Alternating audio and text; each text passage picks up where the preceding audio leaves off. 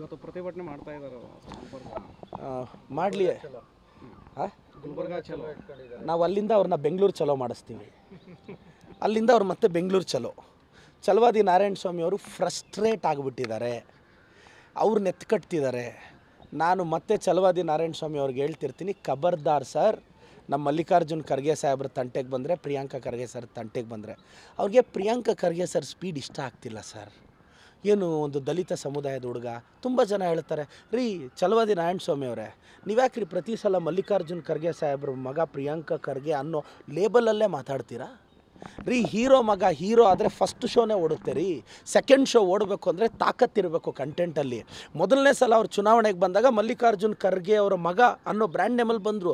ಆದರೆ ಅದಾದ ನಂತರ ಅವ್ರ ತಾಕತ್ತಿಂದ, ಅವ್ರ ನಾಲೆಡ್ಜಿಂದ, ಅವ್ರ ಚರಿಷ್ಮಾಯಿಂದ, ಅವ್ರ ಫೈರ್ ಬ್ರ್ಯಾಂಡ್ ನೇಚರಿಂದ ಕರ್ನಾಟಕದಲ್ಲಿ ಪಾಪ್ಯುಲರ್ ಆಗಿದ್ದು. ನಾವೆಲ್ಲ ಪ್ರಿಯಾಂಕಾ ಖರ್ಗೆ ಅವ್ರನ್ನ ಅವ್ರ ಟ್ಯಾಲೆಂಟ್ ನೋಡಿ, ಅವ್ರ ಹಾರ್ಡ್ ವರ್ಕ್ ನೋಡಿ ನಾವು ಇಷ್ಟಪಡೋದು. ನಾವು ಪ್ರತಿ ಸಲ ಆ ಕನ್ನಡಿ ಹಾಕ್ಕೊಂಡೇ ನೋಡಲ್ವೇ? ಇವ್ರು ಮಾತಾಡಿದ್ರೆ ಮಲ್ಲಿಕಾರ್ಜುನ್ ಖರ್ಗೆ ಸಾಹೇಬ್ರ ಮಗ ಆಗಿರೋದಕ್ಕೆ ಅವ್ರು ಮಾಡ್ತಿರೋ ಒಳ್ಳೆ ಕೆಲಸಗಳು, ಪ್ರಿಯಾಂಕಾ ಖರ್ಗೆ ಅವ್ರ ಒಳ್ಳೆ ಕೆಲಸಗಳಿಗೆ ಇದು ಕಾಣಿಸ್ತಿಲ್ವಾ?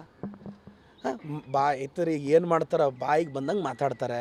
ಛಲವಾದಿ ನಾರಾಯಣ ಸ್ವಾಮಿ ಅವರೇ, ನಿಮ್ಮ ಬಾಯಿ ಸ್ವಲ್ಪ ಮುಚ್ಕೋಬೇಕು ಸರ್. ಇಲ್ಲ ಅಂದರೆ ನಾನು ಪ್ರಿಯಾಂಕಾ ಖರ್ಗೆ ಸಾಹೇಬ್ರ ಹತ್ರ ರೆಫರೆನ್ಸ್ ಲೆಟರ್ ಕೊಡಿಸ್ತೀನಿ. ನಿಮ್ಮ ಅನ್ಸಲ್ಲಿ ಸ್ವಲ್ಪ ಎಕ್ಸ್ಟ್ರಾ ಕೇರ್, ಬೇಗ ಸ್ವಲ್ಪ ಸ್ಪೀಡ್ ಅಪ್ ಆಗಿ. ಯಾಕೆಂದ್ರೆ ಅವ್ರು ಬಾಯಿ ಬಡ್ಕೋಬೇಕಲ್ಲ ಆಚೆ ಬಂದು. ಅದಕ್ಕೆ ನಿಮಾನ್ಸಲ್ಲಿ ಬೇಕು ಅಂದರೆ ಸ್ಪೆಷಲ್ ಟ್ರೀಟ್ಮೆಂಟ್ ಕೊಡ್ಸೋಕ್ಕೆ ಪ್ರಯತ್ನ ಪಡ್ತೀವಿ.